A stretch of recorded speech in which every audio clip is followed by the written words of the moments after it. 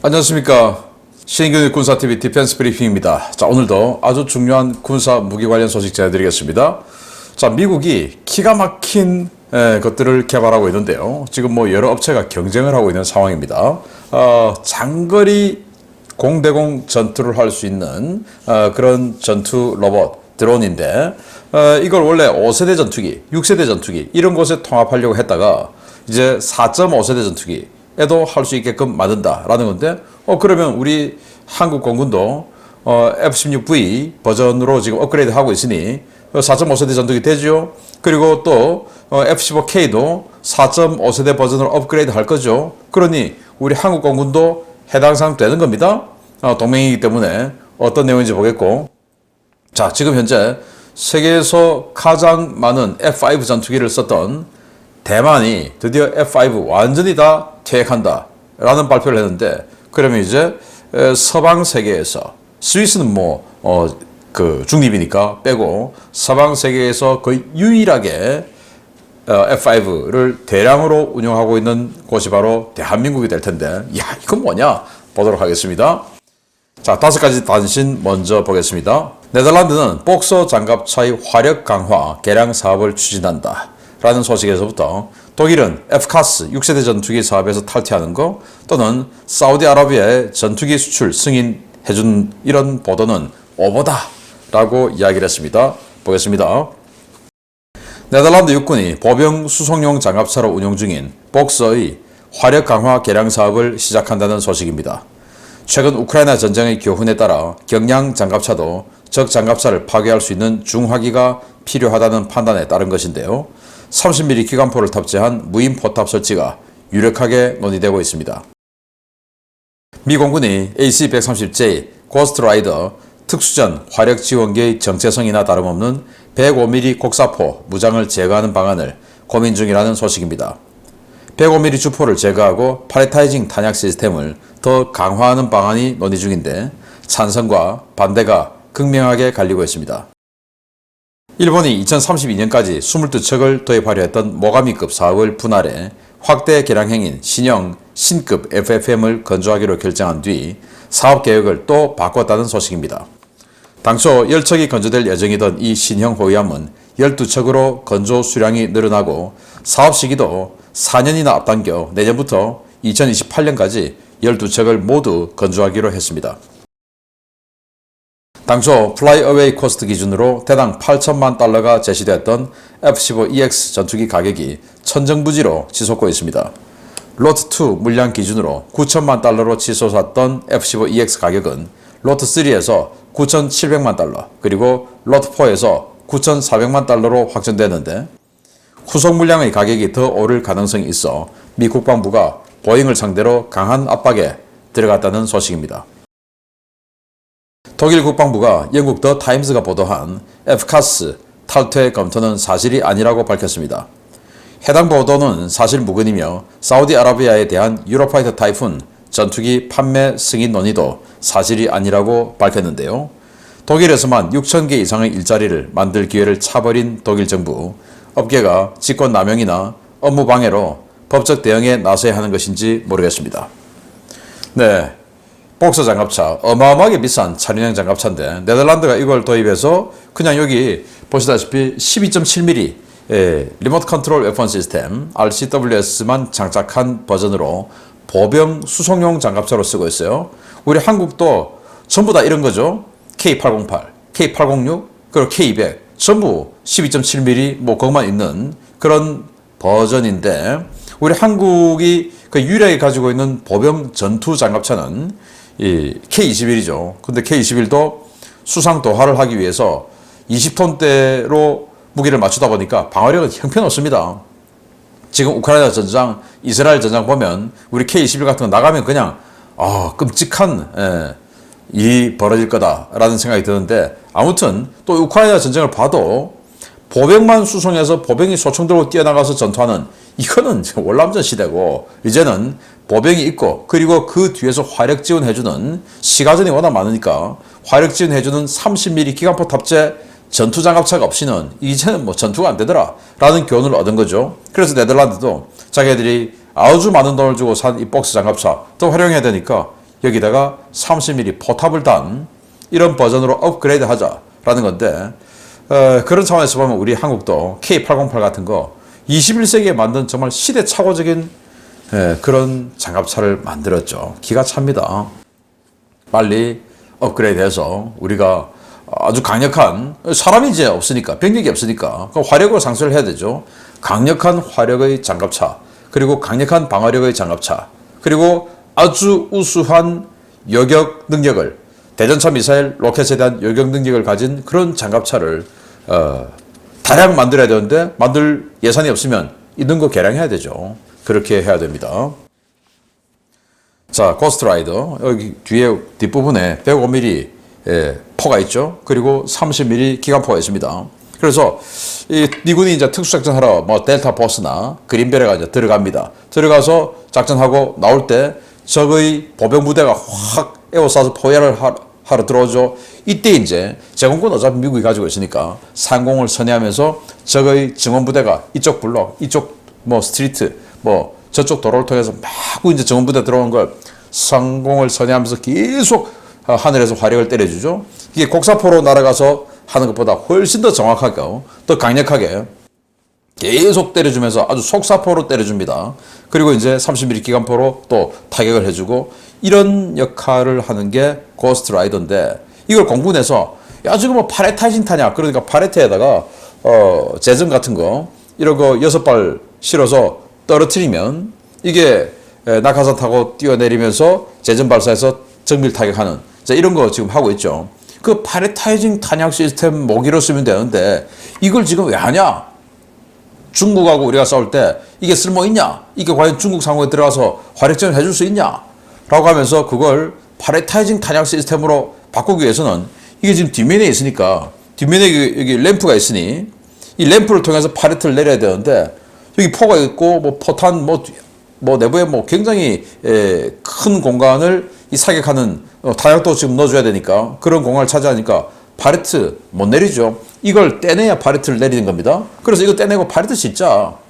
라는데 미국군에서 무슨 소리냐 우리 특수작전 할 때 이거 화력전 해줘야 되는데 그래서 공군은 아니 무슨 중국하고 특수작전이냐.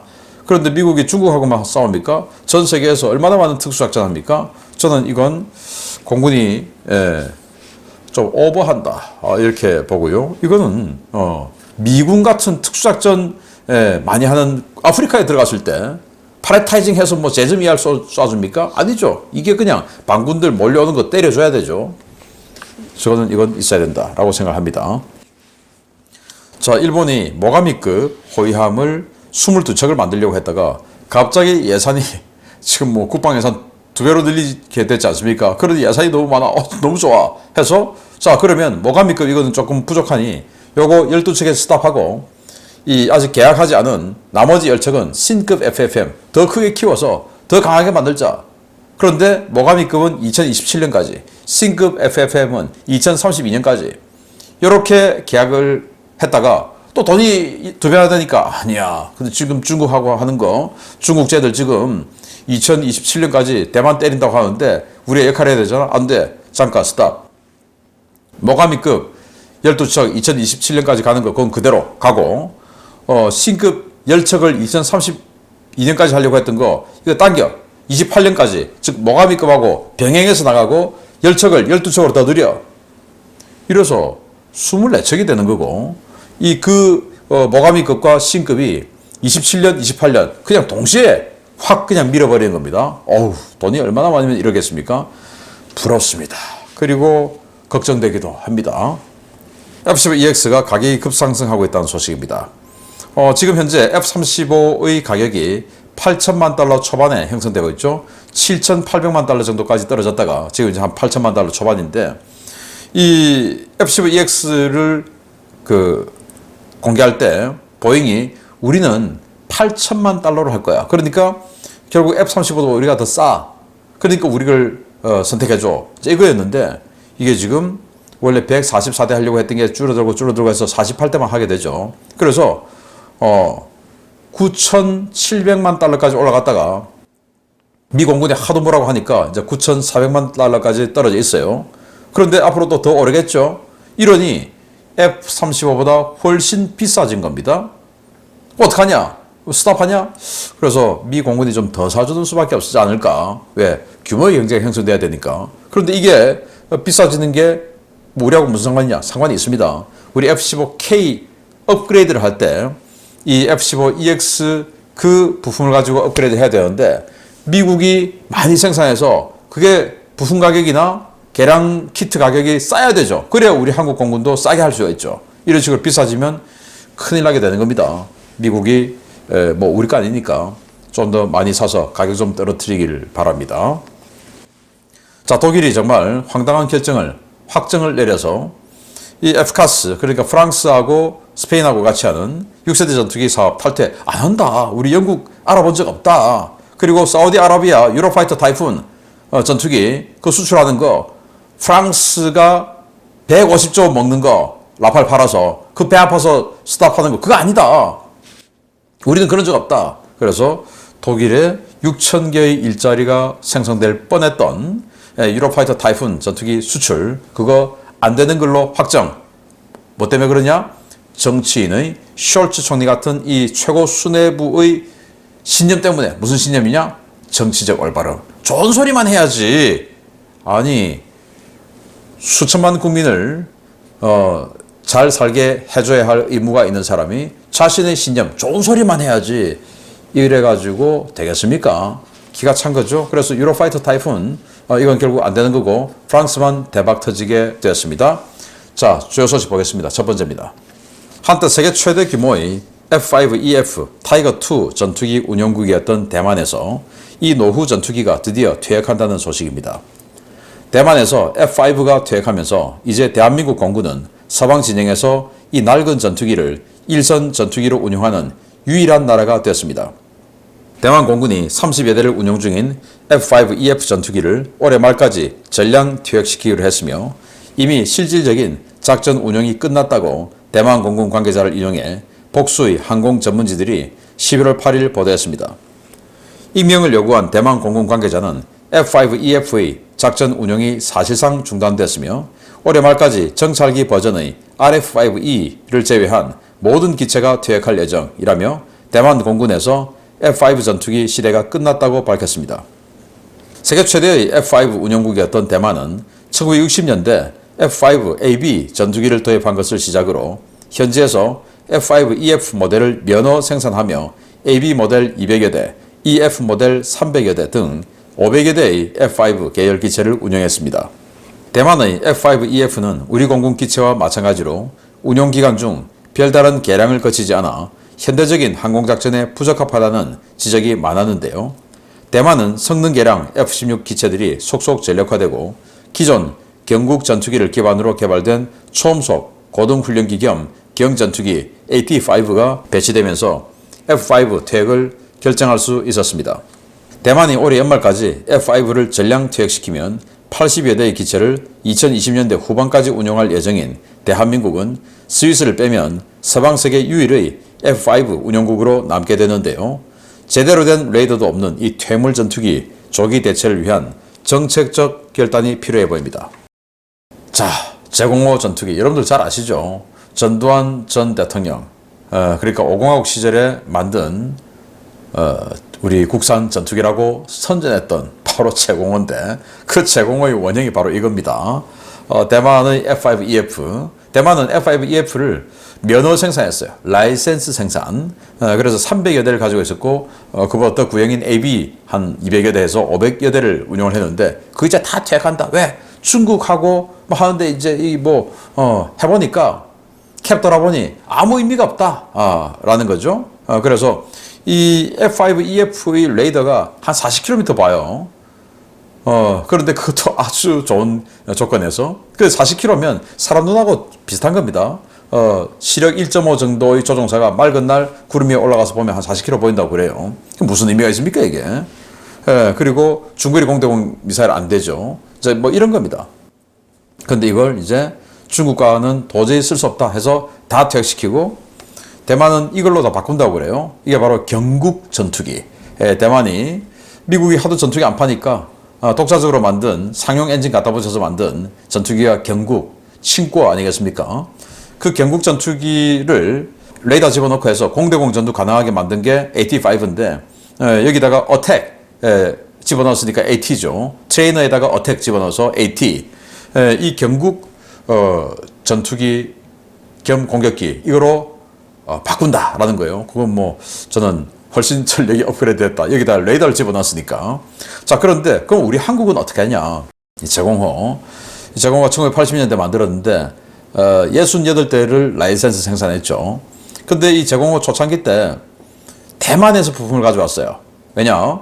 이 대만이 라이센스 생산했으니까 그 대만 부품 있을 거 아닙니까? 그거 가지고 와서 조립 생산한 겁니다. 우리는 라이센스가 아니고 부품 가져와서 그냥 조립한 겁니다. 대한항공에서. 그런데 아니 왜 우리는 미국제 부품 안 주고 대만제 부품 주냐 해가지고 이제 막판에는 또 미국제 부품 들어오고 했다고 하던데, 자, 이걸 아직도 쓰고 있죠. 왜 쓰고 있냐? KF-21하고 대체를 해야 되는데 KF-21 아직 안 만들어졌고 또 수량도 줄어들게 됐죠. 그래서 우리 댓글도 보면 야 신인균 너 KF-21 지금 40대에서 20대 줄어드는 거에 대해서 왜 아무 말도 안 하냐 라고 하는데, 제가 제가 애초에 저는 KF-21을 반대했던 사람이고 그런데 개발하기 전에는 반대를 했지만 이왕 개발에 들어갔으면 또 박수 쳐줘야 되죠. 끝까지 반대하면 그 웃기는 사람 아닙니까? 일이 시작되기 전에는 반대하고 나 하지 말자. 그냥 뭐 차라리 그 돈으로 좋은 거 사자. 라고 했었는데 개발 들어갔으면 그렇게 이미 게임 끝났는데 그게 다 내가 계속 딴지 걸고 있으면 그거 뭐 정신병자 아닙니까? 그래서 요즘은 잘 되고 있으니까 박수 쳐주는데, 제가 KF-21에 대해서 굳이 말을 안 하려고 하는 게 너 옛날에 반대했으니까 또 그런 거 아니냐? 라고 할 것 같아서 가만히 있었는데 제가 이 말씀 좀 드리겠습니다. KF-22 그 40대는 뭐냐? 블락1 공대공 전용이에요. 공대공 전용. 레이더 자체가 지상 매핑이 안 돼요. 그래서 지상에 폭격이 안 되는 겁니다. 자, 그러면 우리가 북한하고 지금 전쟁 준비하는 데 있어서 제공 전투기가 반드시 필요합니까? 제공 전용의 전투기가. 우리는 제공도 되고 폭격도 되는 이게 필요하지 않습니까? 북한 지역에 지금 폭격해야 될 게 얼마나 많습니까? 북한 공군 개전 후 이틀 지나면서 다 사라질 건데 그럼 뭐 때문에 제공하러 다닙니까? 폭격하러 다녀야 되죠. 그런데 KF-21 블락1은 폭격이 안 되고 오직 제공만 되는 거예요. 공대공 전투만 하는 거예요. 아니 북한 전투기 하루만 지나면 다 사라질 텐데 상대가 있어야 싸우죠. 그러면 그걸 왜 만드냐? 그거는 만드는 어떤 단계에서 그렇게 그 단계를 계단을 밟아가야 되는 그 첫 계단이다 이겁니다. 그런데 왜 40대를 하려고 했나? 카이 라인 유지해주는 용도로 40대를 한 겁니다. 그런데 카이다에서 보니까 지금 뭐 북한 핵 전력, 미사일 전력, 그런데 국방 예산 한정돼 있고 이거 지금 MD 전력 해야 되는데 이 국방 예산 어디서 가져와야 된다? 뭐야? 자, 이거에서 그러면 좀 잘라서 갖다 쓰자. 이겁니다. 그래서 나중에 멀티롤 버전, 즉 폭격도 할 수 있는 멀티롤 버전을 더 많이 만들어주고 폭격 안 되고 오직 제공 전투만 할 수 있는 이 블락1은 좀 줄이자. 합리적인 판단 아닙니까? 그리고 뭐 일부 기사 보면 이것 때문에 가격 경쟁력이 규모의 경제가 축소돼서 가격 경쟁력이 떨어진다. 가격이 올라가니까 아니 어느 나라가 우리 제공 전투만 되는 폭격이 안 되는 멀티롤 안 되는 이 전투기를 누가 사겠습니까? 그 어떤 나라도 멀티롤 전투기를 사지 공대공 전투만 되는 오직 전용의 공대공 전투, 그것도 스텔스도 아닌데 그걸 사겠습니까? 웃기는 소리죠. 웃기는 소리. 그냥 카이 홍보에서 하는 그 국산 전투기를 얘들이 지금 잘라내는 거야 라고 여기만 매몰돼서 하는 소리다 라는 거고요. 저는 사실은 이 20대로 축소하고, 자, 이 군 전체의 예산을 본 입장에서 예산이 이만큼 한정되어 있는데 지금 북한의 미사일이 이만큼 지금 강화되니까 이걸 지금 좀 잘라내서 이 북한 미사일 관련한 뭔가 전력을 만들어야 되는데 이 예산 갖고 올 때가 어디야?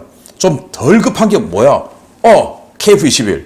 요거 지금 사실은 필요 없는데, 우리 한국 전장에 필요 없는데 오직 카이의 라인을 지금 고용되어 있는 저 인건비 유지해주는 이 용도로 40대를 쓰기로 했는데, 왜? 블락2가 우리는 진짜 필요한데 블락2 쓸 때까지 이 라인 유지해줘야 되니까 그래서 40대를 정말 울며 겨자 먹기로 하는 건데 그거랑 자르자. 그래서 나중에 멀티롤 더 늘려주자. 이거 합리적인 거 아닙니까? 자, 이런 게 바로 KF-21 축소다라는 걸 말씀드리고, 아무튼 이렇게 되면 그럼 우리 어떡하냐 이거. 우리도 정말 40년 50년 써야 되냐. FA50 블락 20 이 A사 레이더 장착했으니까 그걸로 바꾸어주는 것은 어떨까라는 생각을 해봅니다. 두 번째입니다. 미 공군이 오는 2028년까지 대량의 전투 드론을 도입하겠다고 선언한 가운데 주요 방산업체들이 완성도 높은 전투용 드론들을 속속 내놓고 있습니다. 미국 제너럴 아토믹스 에어로노티컬 시스템스가 롱샷 드론 비행 테스트 준비를 마쳤다는 소식입니다.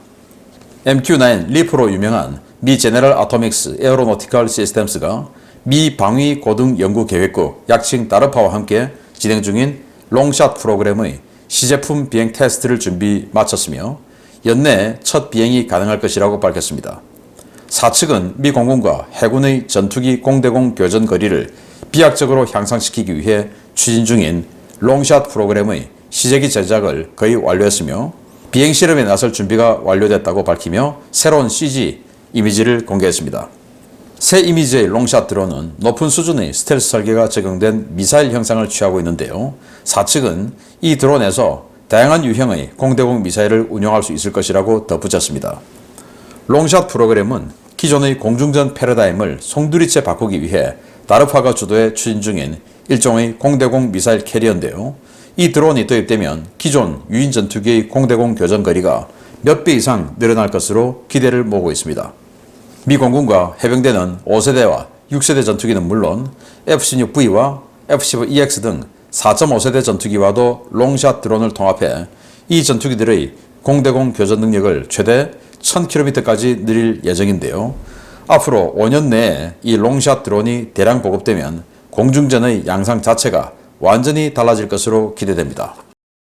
일단 대당 한 300만 달러 정도로 하겠다라고 해요. 보시다시피 이게 비행기처럼 생기기도 하고, 하여튼 이 크라토스, 발키리 만드는 크라토스, 여기 제너럴 아토믹스, 보잉, 로키드 마틴 다 지금 하고 경쟁을 하고 있어요. 왜? 워낙 큰 사업이니까.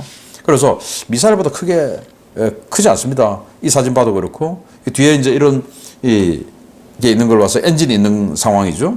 또 이것도 미사일보다 크지 않습니다. 자, 이렇게 해서 이 어떤 회사는 비행기에 전투기에 매달고 가서 이제 이탈시켜서 활공하면서 더 멀리 날아가서 미사일을 쏘는 버전도 있고, 또 어떤 회사는 이 제너럴 아토믹스 같은 경우는 아예 스스로 이착륙하는 이런 버전도 있고요. 자, 이런데 요는 뭐냐? 4.5세대 전투기와도 통합한다. 그래서 우리 F-16V, F-15K를 업그레이드하는 그 버전 할 수 있다는 겁니다. 그래서 조기 경보기가 전투기 있으면 후방에서 작전하죠. 전투기가 전방에 있고 F-16이 있습니다. 한 200km 뒤에 조기 경보기가 있겠죠. 그런데 조기 경보기는 한 500km 이상을 봅니다. 그런데 F-16은 못 보는 걸 조기 경보기가 봐주고 이 F-16에게 공격 명령을 내리게 되죠. 그런데 F-16은 갈 수가 없죠. 그러면 이제 이걸 쏘는 겁니다. 가서 하는데 F-16이 이걸 유지 통제, 조기 경보기로부터 받은 이 데이터를 가지고 F-16이 또는 F-15K가 이걸 통제해서 전방에 나가 있는 이 롱샷을 조정해서 공대공 미사일 발사해서 스텔스니까 적은 안 보이죠. 그래서 이제 적을 격퇴시키는 이런 겁니다.